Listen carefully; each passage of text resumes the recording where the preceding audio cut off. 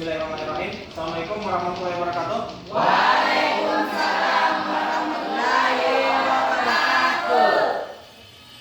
Oke, sebelum mulai, before we start our lesson today, silakan doa dulu. Let's play together.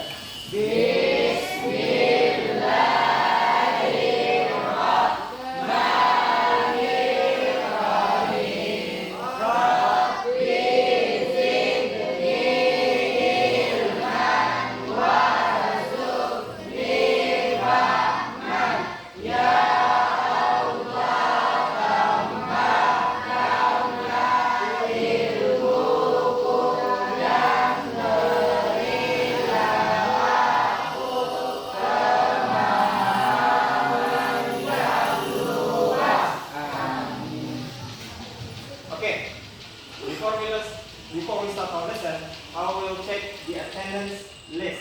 Jadi saya mau cek hadiran kalian ya. Ya. Flora, Present, sir. Ismala, Present, sir. Ulkiana, Present, sir. Siti Amina, Present, sir.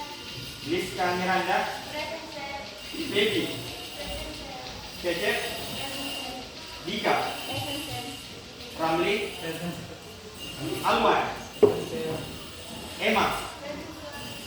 Fitra, Asti, Rini, Sandi, Muhammad Fauzan, Rahmadani, Januaris, absennya, oke. Asman, Masdar, Rizky, Nurbaini, Nur Faisal. Okay. Today we're gonna learn English. But before we start, I would like to play a video to show you what material we will learn today. So, see the picture up there. Saat kenaikan kelas kemarin, Anggi mendapatkan juara pertama dan ibunya mengajak wisata ke tempat bersejarah. Destinasi pertama, Anggi diajak ke Borobudur. Berikutnya, mereka mengunjungi Monas. Dan destinasi terakhir, mereka pergi ke Pink Beach. Setelah liburan, Anggi bercerita kepada teman-temannya dan Anggi mendeskripsikan apa yang dilihatnya saat berlibur kemarin. Kali ini, Anggi akan mendeskripsikan tentang tempat pariwisata dan tempat bersejarah. Okay. As you see in front of you in the whiteboard, jadi hari ini kita akan belajar tentang descriptive text yang mana menggambarkan tentang tempat pariwisata dan tempat bersejarah. Jadi kita akan menggunakan descriptive text untuk menggambarkan tempat pariwisata dan tempat bersejarah.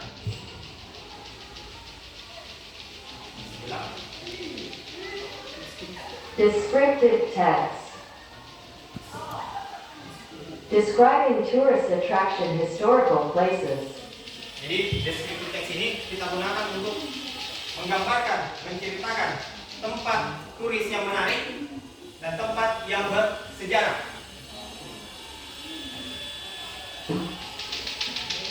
Nah, sekarang kita masuk ke materi. What is descriptive text? What is descriptive text? Apa itu teks deskripsi? Descriptive text is a text that describes a particular person, animal, place, or thing. Jadi descriptive text itu menggambarkan orang-orang tertentu. Jadi ini bisa saja gambar Soekarno, presiden kita ya. Jadi kayak menceritakan Soekarno itu lahirnya di mana, terus dia presidennya yang keberapa. Nah, itu descriptive text yang digunakan untuk menggambarkan orang-orang tertentu, person atau seseorangnya. Lanjut. Ini juga bisa digunakan untuk menjelaskan atau menggambarkan hewan. Contohnya kayak harimau.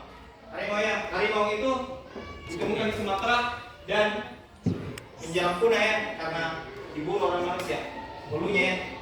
Nah, kita bisa gunakan descriptive text untuk menjelaskan itu dalam bahasa Inggris. Lanjut. Nah, descriptive text juga menjelaskan tentang tempat. Nanti kita tempat bersejarah ya, seperti rumah adat atau tempat-tempat bersejarah lainnya. Nah, ternyata descriptive text juga bisa dijelaskan, bisa digunakan untuk menjelaskan benda juga ya, benda. Okay, you write a description when you want to either to picture what you are describing. Jadi descriptive text itu digunakan untuk menggambarkan apa yang kita lihat kepada orang lain. Jadi bisa jadi kalau benda seperti ini, lihat botolnya teman di depan, itu bisa kau gunakan descriptive text kayak, lihat botol itu berwarna pink, harganya begini, dibelinya di sini. Nah, itu descriptive text yang menjelaskan sesuatu. Oke, lanjut. Sekarang kita masuk. Purpose of descriptive text. Purpose of descriptive text. Jadi tujuannya descriptive text ya.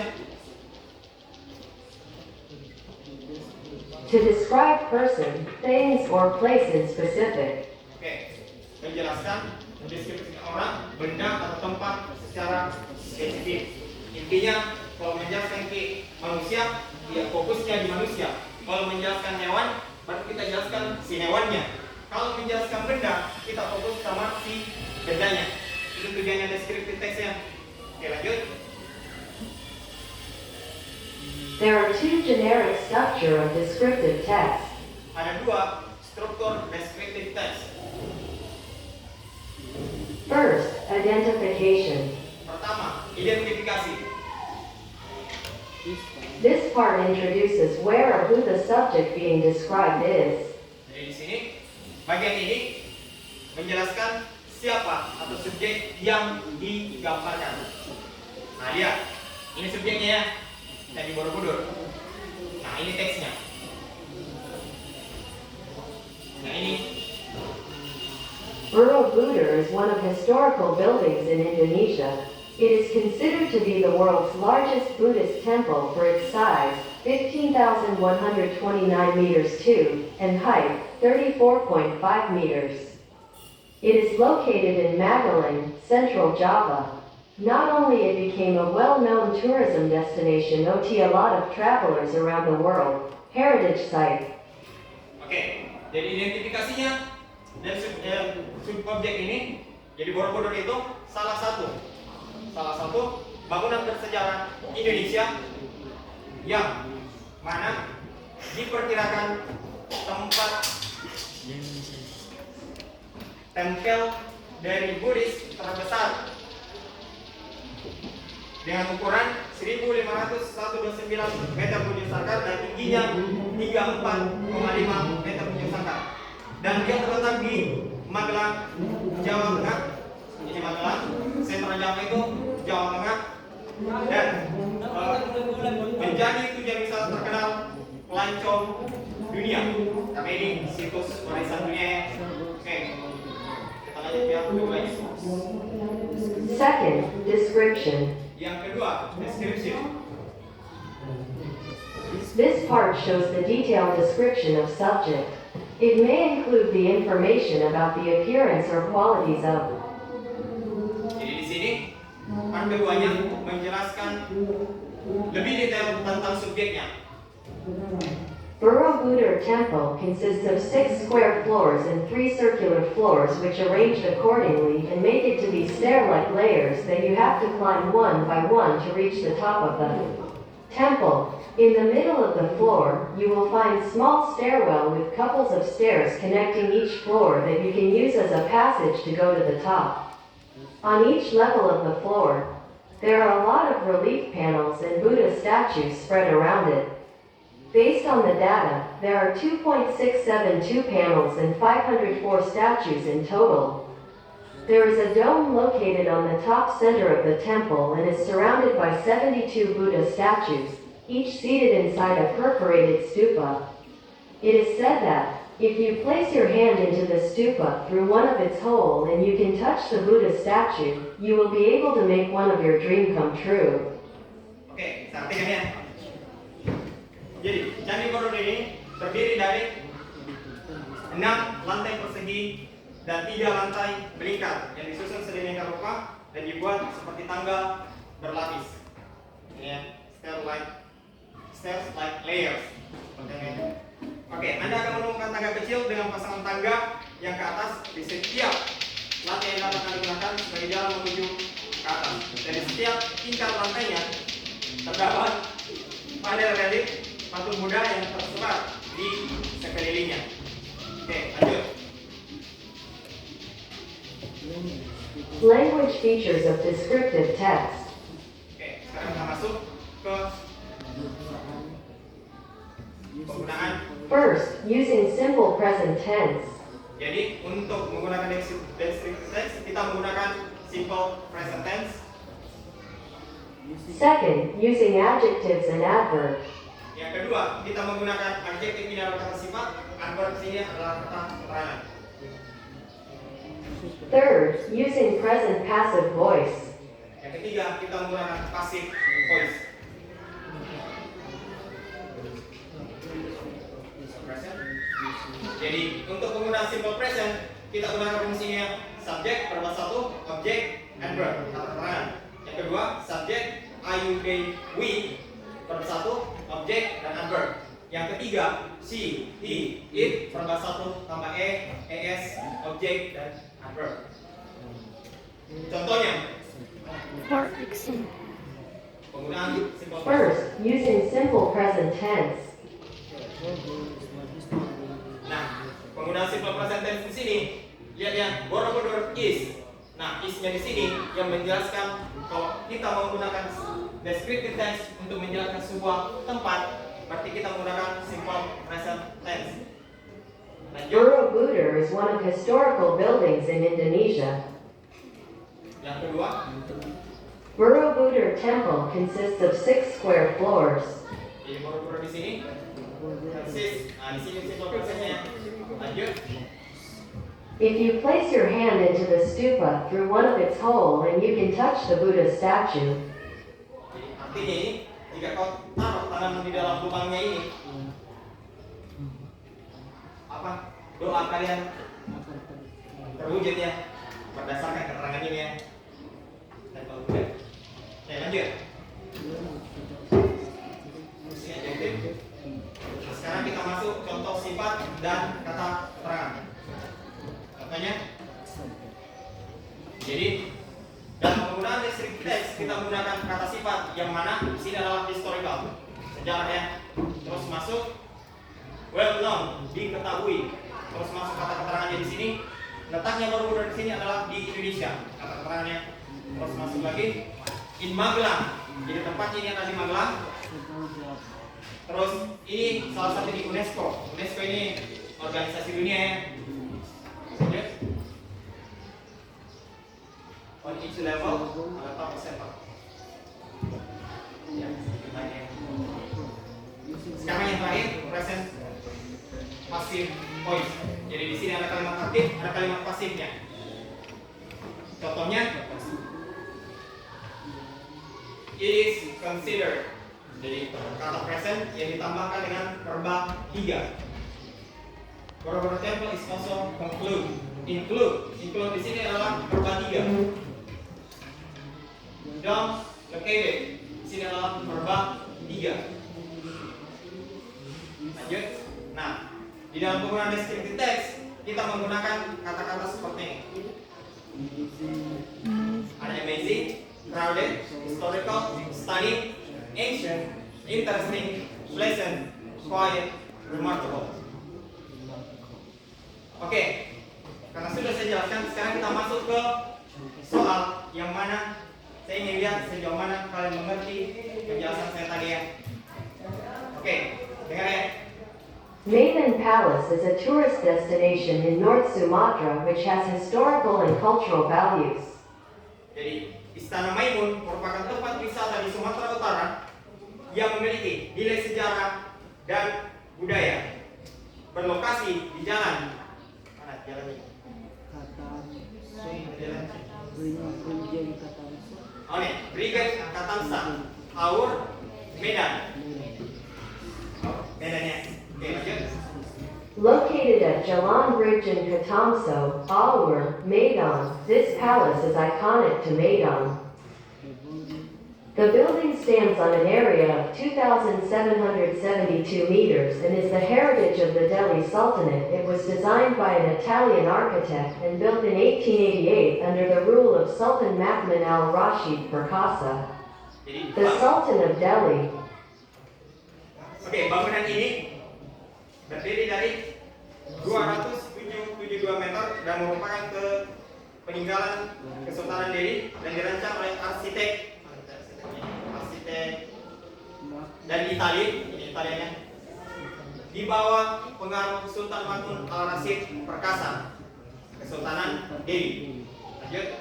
The palace has stunning architecture. It combines Islamic, Dutch and Malay architectures with has dominant color of yellow, typical of Malay. This two-story building is divided into three parts, namely, the main building, left and right wing parts. It is supported by 82 octagonal stone pillars and 43 wooden pillars. Oke, istana ini memiliki arsitektur yang memukau dengan memudahkan arsitektur Islam, Belanda, Melayu dengan warna dominan kuning khas Melayu.